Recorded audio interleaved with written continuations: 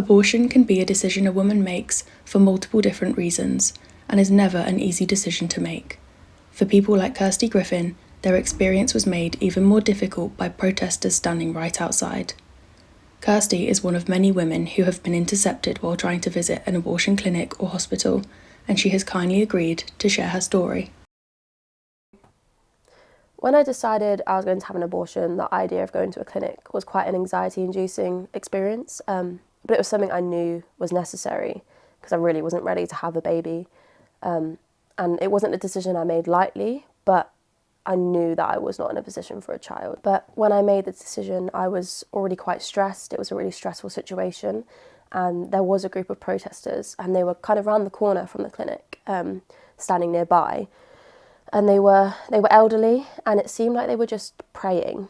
And they did have some signs, but I can't really remember what they said, to be honest. But it was very clear that they were protesters. And one of them came up to me, and they said to me they were praying for my forgiveness.